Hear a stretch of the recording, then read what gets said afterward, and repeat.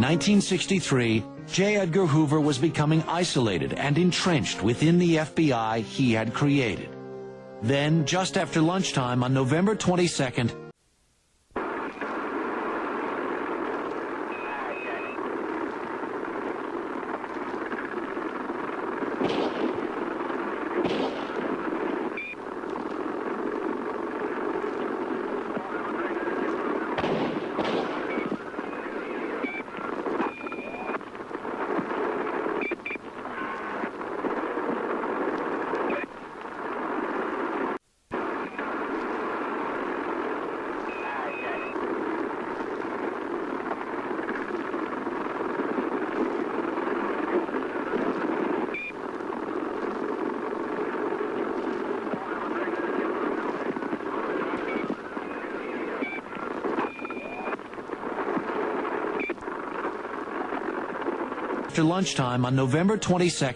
Hoover called his boss, Bobby Kennedy, to tell him that his brother, the president, had been shot in Dallas.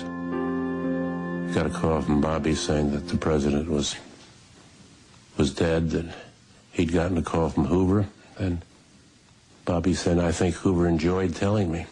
The next day, while most of the United States was reeling with the size of the tragedy, Hoover went to the races, and what work he did in terms of the FBI's follow-up on the assassination, he did on the telephone from his box at the races. The Dallas police were still collecting evidence and had to be stopped. After Oswald's death, the FBI swiftly requisitioned all the physical evidence, much to the chagrin of Police Chief Jesse Curry. I had a request, and I have it here, where Mr. Wade requested... said, I request that you turn all of the evidence obtained in the investigation of Lee Oswald's assassination of the president over to the FBI for mailing to Washington. We're turning all of our physical evidence over to the FBI. This was on the direct orders of the head of the FBI, J. Edgar Hoover. Here you have the greatest police agency in the world. They're supposed to keep the president alive. He's killed in broad daylight on the streets of a modern American city. How can Hoover possibly admit that he couldn't know about this and he couldn't prevent it? There was only one way, by having a nut who was all alone do it. There was nobody to squeal on. So, from the beginning, J. Edgar Hoover had an instant vision. Oswald was a lone nut assassin, and that's all that anybody ever considered, anybody in official position. You can say, let me try and understand what the government did, how it worked this way. And you can understand that maybe for a couple of days, they didn't want the truth to come out because they didn't know what was going to happen. They didn't want to frighten people. They wanted to preserve domestic tranquility. We do know that the FBI, as the official investigative body for the Warren Commission, apparently collected all the possible evidence it could find that indicated Lee Harvey Oswald did it and did it alone.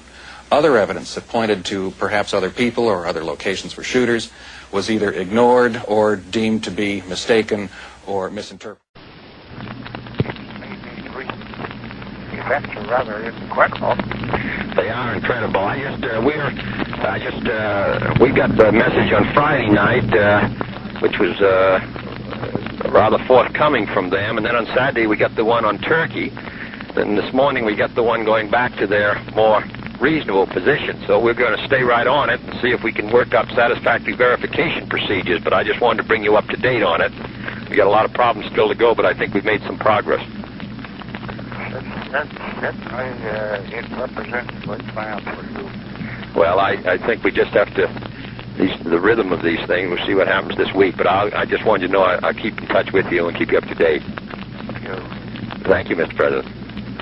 Bye-bye. Do you now think that Mr. Hoover is a dangerous person, or just nasty? No, I think he's dangerous. Did you ever have the feeling that he knew a very great deal about you, personally? I suppose every month he'd send somebody around to give information on a member of my family or myself, so that it would be clear that he was on top of all of these things and received all of this information. I really deferred to him. I made it real effort because I knew that he didn't like me. He is rather a psycho, and I used to keep his ego up. We used to arrange for him every 2 or 3 months, go over and have lunch alone with the president. I made a fuss over him. When I say blackmail... I remember one occasion he said that my brother and I had a group of girls on the 12th floor of the LaSalle Hotel, and that the president used to go over there once a week and have the place surrounded by Secret Service people and then go up and have assignations. And a lot of it was so far-fetched. I mean, it was ridiculous on the face of it. Hoover's files may have helped him keep his job, but nothing could stop Bobby Kennedy's war on the mafia, and by now, even Hoover had been forced to do something about it. The President would like to talk to Mr. J. Edgar Hoover. Thank you. Hello, Edgar. I don't hear you well. What's the matter? You got this phone tapped? No. I'm wondering if our wires are tapped at all. Every time I say something to the State Department, I read about it. And it's getting me frightened to even talk, take a call. Yes. J. Edgar Hoover on 2192. Are you familiar with this proposed group that they're trying to put together on this study of your report and other things? Two from the House, two from the Senate, somebody in the court, a couple outsiders. So I haven't heard of that. I've seen the reports on the Senate investigating committee that they've been talking about. Yeah, well, we think if we don't have, I want to get by just with your file and your report. I think it'd be very, very bad to have a rash of investigations. Well, the only way we can stop them is probably to appoint a high-level one to evaluate your report. Yeah. And put somebody that's pretty good on it from that I can select out of the government and tell the House and Senate not to go ahead with the investigation. Yes. Because we get there and get a bunch of television going, and I thought it'd be bad. It'd be a three-ring circus. Yeah. What do you think about Allen Dulles? I think he would be a good man. What do you think about John McCloy? I'm not as enthusiastic about McCloy. I knew him back in when Patterson's down here, the secretary thing. He's a good man, but I'm not so certain as to the matter of the publicity that he might seek on it. Illustrate. You're more than the head of the Federal Bureau, as far as I'm concerned. You're my brother and personal friend, and you have been for 25, 30 years. I got more confidence in your judgment than anybody in town. And I certainly appreciate your confidence. Well, thank you. We are especially fortunate to have Mr. Hoover's strong personal dedication to maintaining the high standards of protection for civil liberties of the individual under our system of law. It was no surprise that President Johnson reappointed Hoover. Lyndon Johnson and J. Edgar Hoover, over many years, had an unusually close personal and professional relationship. And it all had to do with Hoover's power and Johnson's power.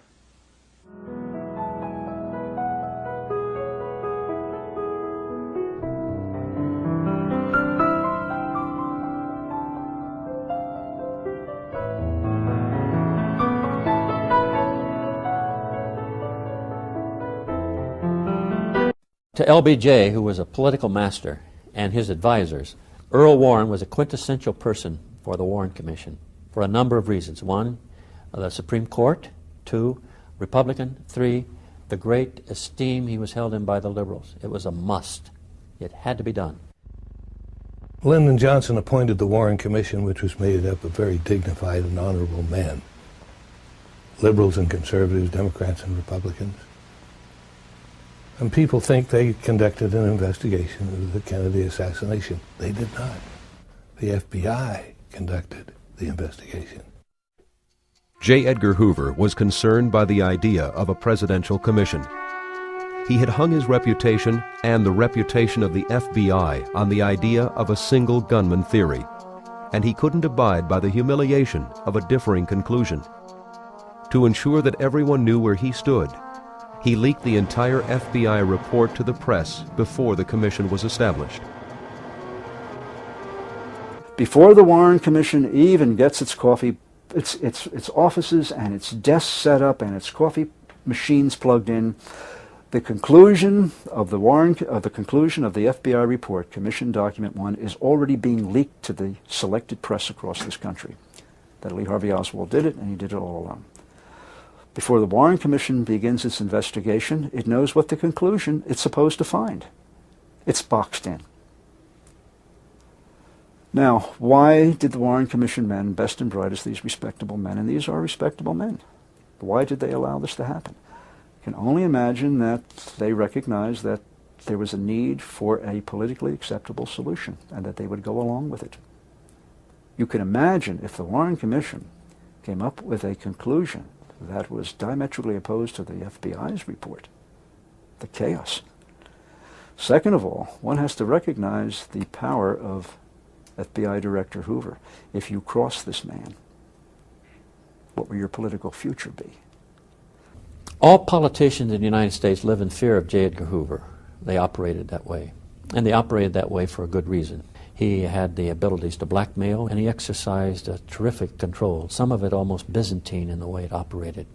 And people that looked upon J. Edgar Hoover as sort of a latter-day American Christ, when in fact he was an ugly blackmailer, a man with no morals, and a person that represented all that was wrong in the United States of America. Now, the Commission was concerned about this, the fact that they were boxed in, the fact that the conclusion that the conclusion they were supposed to arrive at, that Oswald did it all by himself, a lone nut, that already was being leaked in the public. They talked about this endlessly. Who was leaking? Who was leaking? Well, we know who was leaking. It was the FBI, to box the Commission in. The Commission did its best in closed executive sessions to confirm the findings of the FBI report. But information would often surface that would not fit. Let's see, the time of day was about, well, we're not very far from 2 hours from it. Yeah. The sun a bit, well, not too far. Oh, well, it is November is different years. It is later than this, you see, much later. You see those two fellows? Yeah. Now tell them that we'd like to have them get to the west window on the south side overlooking the duct. We want to reconstruct the... Yeah, that's what I mean. The west window on the south side of the 6th floor. The most puzzling evidence concerned the amount of shots fired from the Texas School Book Depository. It appeared from the evidence that President Kennedy and Governor Conley were hit by different bullets coming from different directions. If so, more than one assassin was at Dealey Plaza on November 22nd, and Lee Harvey Oswald could not have acted alone. The Warren Commission concluded that both men were wounded by the same bullet, in what has become known as the single bullet theory. How much truth is there in this, that it's necessary to postulate one bullet injuring both men if there is not to be two assassins? The one bullet conclusion. You call it the theory, I call it the conclusion. It was a theory until we found the facts. That's why I refer to it as the single bullet conclusion. All right.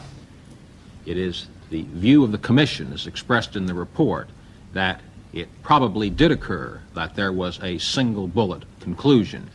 So the single bullet is crucial. And it was Arlen Specter who first came to the conclusion that the same bullet hit Kennedy and Connolly. And this is the bullet Specter and the Commission say wounded two men. The Warren Commission said that one bullet hit Kennedy at the back of his neck. It passed through his throat and nicked his tie as it came out. It then went on into Governor Connolly's back. Now smashed through Connolly, smashed a rib, and came out below his breast, just below the nipple. And it wasn't finished yet.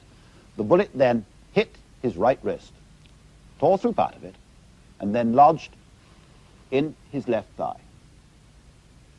And this is the bullet that was supposed to have done all this. We found in America that one of the things that presented the greatest stumbling block to believing the Commission for the greatest number of people was the condition of bullet 399. Could a bullet which had done as much have come out looking like bullet 399? And were treated like movie stars. The two snappily dressed bachelors were often seen in New York's most fashionable night spots.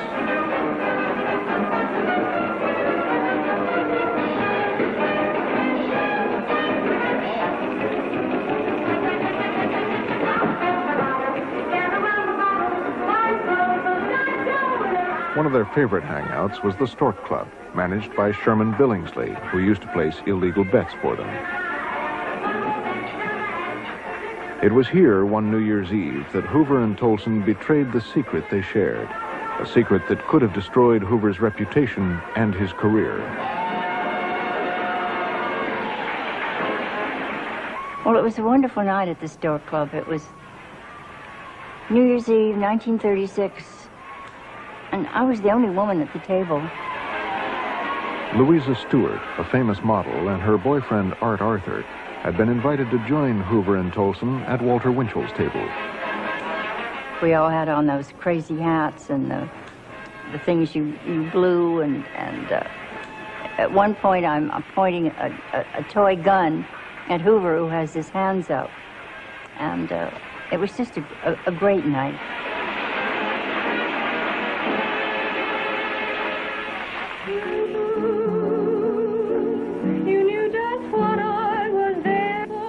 It was getting really late, and Hoover was rather annoyed with Clyde. He thought Clyde had too much to drink. And finally the decision was to go to the Cotton Club up in Harlem. We went in the FBI limousine, and Art and I sat in the back seat, and Clyde and Jedgar, as we called him, sat in the two jump seats. And then I saw that they were holding hands.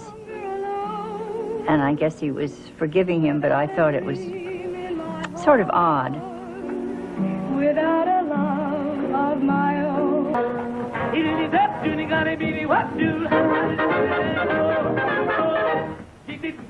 I remember the Cotton Club that night very well, because there were a couple there who were black and white dancing together.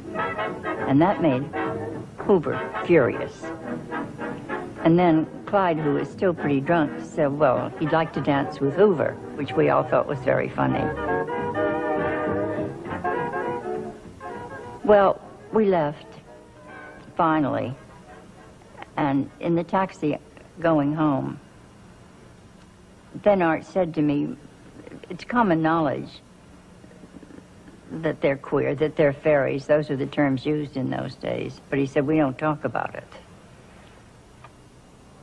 Whether we like it or not, it's always been true that a public man's private sex life makes him vulnerable.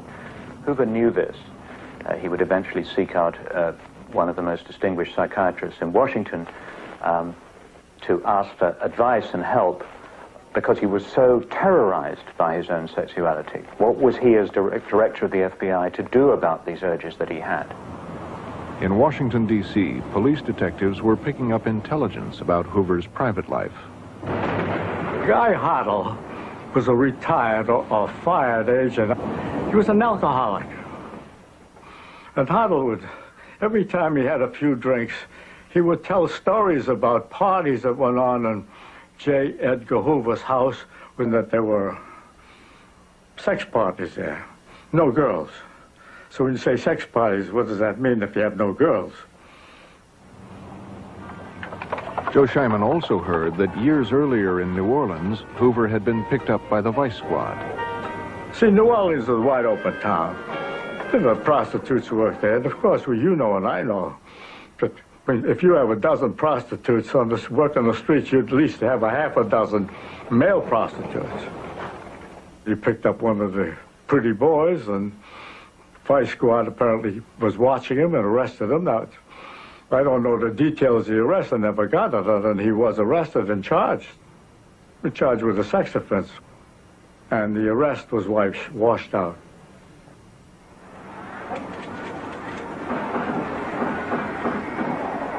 In Las Vegas, Hoover's homosexuality was more than a matter of gossip. In the casinos, the wise guys talked about how it gave the mafia a hold over him. Irving Resnick, who was the Las Vegas representative of the big New England mob family, said in 1971 that Lansky was the one who had, quote, nailed J. Edgar Hoover. I remember Ash Resnick at the Caesar's Palace. He used to be the manager of the nightclub there. He told me that Meyer Lansky had some pretty strong evidence that Hoover and Tolson were both homosexuals.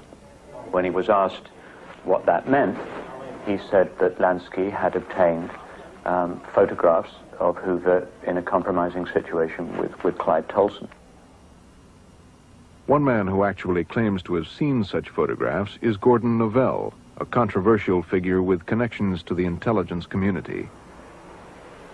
Novell, who had worked for the White House in the early 1960s, became involved in a complicated legal action which the White House wanted him to pursue, but which Hoover wanted dropped. So I went to the White House, and the White House sent me to Mr. Angleton, Director of Counterintelligence, CIA. We met in a restaurant, and I told him my problem, and he says, I know what your problem is. He said, you need to tell Mr. Hoover that you've met with me and that you're not going to dismiss the lawsuit and that you've seen this. At which point he opened up his briefcase and pulled out a couple of photographs of Mr. Hoover in flagrante delicto, I guess is one way to describe it. Having oral sex.